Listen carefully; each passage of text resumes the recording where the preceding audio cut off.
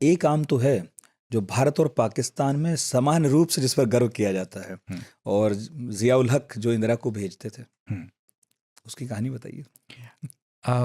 बहुत कही गई है वो कहानी, मैं बिल्कुल संक्षिप्त में दोहरा देता हूँ कि अनवर रटौल नाम से इस आम को भेजा गया, और जब रटौल गांव जो बागपत में आता है, वहाँ के लोगों को पता लगा कि इसका दावा पाकिस्तान से आ रहा है, तो उनसे रहा नहीं गया। तो उनके कुछ लोग प्रधानमंत्री कार्यालय आए,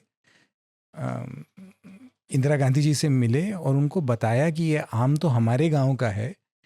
कुछ लोग यहाँ से वहाँ ले गए थे, जिसको अब वहाँ के लोग दावा करने लगे कि हमारा है। और उत्तर भारत में जो आम पाए जाते हैं उसमें रटौल एकदम अलग है। रटौल आम का स्वभाव मुझे दक्षिण भारत से मिलता हुआ लगता है एकदम बागपत का। ये कमाल है, लेकिन उत्तर भारत के आम मीठे ज़्यादा होते हैं।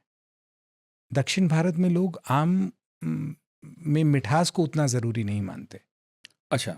दक्षिण भारत के जो सबसे अच्छे आम हैं उनमें मिठास भी होगी और खटाई भी होगी। और बिहार की तरफ आप कहते हैं कि पाचन का बहुत महत्व है, कि जो अच्छा पच जाए वो बढ़िया। ये मैंने पाया कि बिहार और बंगाल में किसी भी बातचीत में पाचन बहुत महत्व रखता है। ये मतलब आम ढूंढते ढूंढते अपने देश से एक तरह का नया परिचय होता है। मैंने पहले भी सुना था ये, लेकिन घूमते हुए मुझे पता लगा कि हर बात में पाचन बहुत। तो खा लो पच जाएगा, कितने भी खा लो। किसी भी तरह की चीज का जब मूल्यांकन होता है तो उसमें पहले ये देखा जाता है कि ये सुपाच्य है या नहीं है। तो ये मुझे और कहीं नहीं मिला इतना जितना बिहार और बंगाल में मिला, बल्कि और बाकी देश के हिस्सों में कभी कोई यूं ही कह दे तो कह दे, ये उठा ही नहीं मामला। इसका लेना देना कोई जलवायु से है वहाँ की? मुझे नहीं पता, अधिकांश पेट के विकार रहते हो सकता है ऐसा कुछ, इसलिए ज़्यादा ध्यान मेरा अंदाज़ा यही है। लेकिन जो इस विषय को ठीक से जानते होंगे वही बता पाएंगे। खैर, हम बागपत की बात कर रहे हैं। भीषण ओम्बोल तो बहुत सुनने को मिलता है। हाँ, तो आपको ये बागपत वाला आम दक्षिण के करीब ज़्यादा लगा। इसके पीछे भी जलवायु ज़्यादा, क्योंकि आप कह रहे हैं कि जहाँ पर ज़्यादा पानी है वहाँ शायद उतना मीठा नहीं होता। अगर मिट्टी में पानी बढ़ जाए तो आम में खटास और मिठाई दोनों कम हो जाती है। क्योंकि दोनों ही अगर आम पकने के समय, जब बिल्कुल अंत में फल तैयार है, बीज लगभग तैयार है, उस समय अगर पेड़ पे पानी आ जाए तो फिर आम बहुत अच्छा नहीं रहता। आम को गर्मी चाहिए, और ये तो बहुत पहले से लोग जानते हैं। हाँ, दबा के रखते थे ना उसमें भूस में। ये आम की एक और ये एक आम की और कमाल की बात है कि इसको वैज्ञानिक लोग क्लाइमैक्टेरिक फ्रूट कहते हैं। ऐसा फल जो आप पकने से पहले पेड़ से निकाल लें और उसको एक सुरक्षित जगह पर पका लें, तो ऐसे पके हुए आमों का स्वाद थोड़ा अलग होता है। क्योंकि वो बंद जगह अगर पकता है तो उसकी महक, उसका स्वाद ये बचा रहता है। मैं बता रहा था ननिहाल में बाग है, तो वहाँ एक कमरा था अलग। उससे याद आ गया मुझे, उसको ऐसे अंधेरे में रखते थे, अंदर जाते थे और वो ऐसे कई बोरियों के नीचे कहीं भूस, उसके अंदर आम। तो जब आदेश मिलता था हमें कि जाओ अच्छा ले आओ, जब हम ज़्यादा तंग करते थे तो अलग ही मज़ा आता था। उसमें हाथ डाल के देखा, मोटा सा, इसको निकाल लो, इसको निकाल लो। फिर बाल्टियों में रखा, बाल्टी खाली नहीं होती थी पूरे दिन। बाल्टी से उठते थे, फिर बाल्टी भर ली।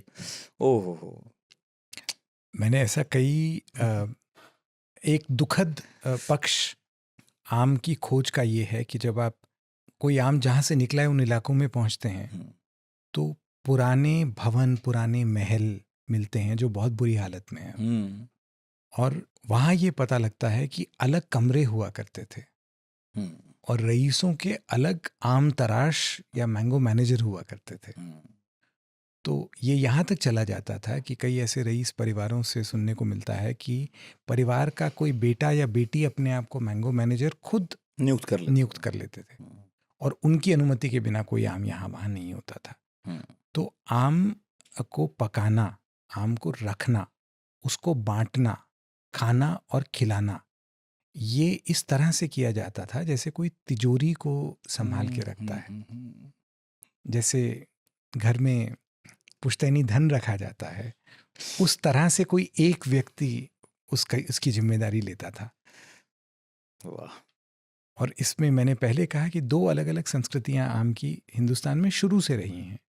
तो एक तो अमराई है जो साधारण लोगों के आम है, और रईसों के पास क्योंकि साधन होते थे तो वो अपनी वाटिकाएं बनाते थे, पंचवटी बनाते थे, जहां पर ऐसे पेड़ और ऐसे पौधे उगाए जाते थे जिनकी औषधीय खूबियां रहती हैं हमेशा, जैसे बेल हुआ, जामुन हुआ, ये अपना हरड़ का हरड़। और लेकिन इन सब में आम जरूर होता था, और तरह तरह के वनस्पति जिनसे औषधियां बनती थी, क्योंकि पहले इंफ्रास्ट्रक्चर यही था। तो वाटिका कई तरह की चीज थी, और सामूहिक रूप से आम खाने का चलन भी था, बुलाए जाते थे और तो वाटिका में वहीं खाते थे, क्योंकि साधन वाले लोग थे तो वहां बढ़िया आम जो बहुत मेहनत से तैयार होते थे, और अमराइयों के आम हर किसी के लिए थे। और एक अटपटी चीज ये बार बार आती है, ये अंग्रेज अफसरों को पता था, लेकिन हम लोग भूल गए कि कोई भी आम खाता था तो उस पर ये दबाव रहता था कि वो गुठली कहीं ना कहीं दबा दे मिट्टी में। पुण्य का काम माना जाता था, क्योंकि हर गुठली को ऐसा देखा जाता था कि ये भविष्य की मूल्य निधि है। बिल्कुल। आम का पेड़, अगर हर आम का पेड़ आपके भविष्य का आधार होता था। अगर अच्छा फल मिल गया तो बढ़िया, वरना उसमें से आपको लकड़ी मिलती थी, उसमें छाया मिलती थी। एक गर्म देश में छाया बहुत महत्व रखती है। उससे आपको तरह तरह के पशु पक्षी उसके आसपास मिलते थे। त्योहार सारे हमारे अमराइयों में होते थे, और अगर किसी काम का ना हो तो काट के आप लकड़ी तो पा ही सकते थे। आम पवित्र पेड़ है, लेकिन इतना पवित्र नहीं है कि उसे काटा ना जा सके। हमारे यहाँ जो सही में पवित्र पेड़ माने जाते हैं, बरगद, पीपल, इनको काटना एकदम वर्जित है। और आम काट लो, आम को हम काट सकते हैं। हाँ, उसका पूरा यूज है। इसीलिए देखो, आम के प्रति प्यार ज्यादा है। और आम के पीछे जो असल पागलपन था वो तो वसंत में जब आम में मंजर आता है, तो अब हमारे देश का जो सबसे बड़ा त्योहार था वो वसंत उत्सव था। और वसंत उत्सव में 2 पेड़ों की भूमिका बाकी सबसे ज्यादा है, एक आम है और दूसरा अशोक है। और तरह तरह के वसंत के जो वसंत पर्व के मनाने के तरीके अलग अलग जगह 20 तरीके हुआ करते थे। उनमें सब में आम और आम के फूलों का महत्व ज्यादा है। अगर हम पुराना साहित्य निकालें, मतलब बहुत जो प्रसिद्ध साहित्यकार रहे हैं, कालिदास, तो वहाँ जो आम का पागलपन है वो फूल से है, फल से नहीं। और मैंने ये पाया कि लखनऊ में, मलिहाबाद में जिन पुराने लोगों से मिलते हैं, तो पुराने लोग ये बताते हैं कि आम कौमी फल था, आवामी फल था। अब ये संबंध हम पूरी तरह भूल चुके हैं। ये पुराने लोगों को पता था कि आम हर किसी के लिए होता है। और लखनऊ में बहुत बुजुर्ग लोगों ने मुझे ये कहा कि भाई कौमी फल था। गर्मी में जब गरीबों के पास सब्जी भी नहीं होती थी तो आम से रोटी खा लेते थे। आज कोई गरीब जाके बाजार से आम खरीद नहीं सकता। मेरी दादी खाती थी आम से रोटी, उनके देखा देखी आम खा लेते थे। अच्छी तो लगती है, बिल्कुल। और खटाई बनती थी, बहुत अच्छी लगती थी रोटी के साथ। आवामी फल से आम निकलता है, क्योंकि आवामी बहुवचन है आम और उसका एक वचन आम है।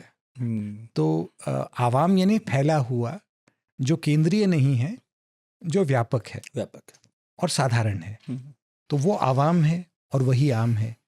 लेकिन जो फल के लिए आम है वो संस्कृत के आम्र से है।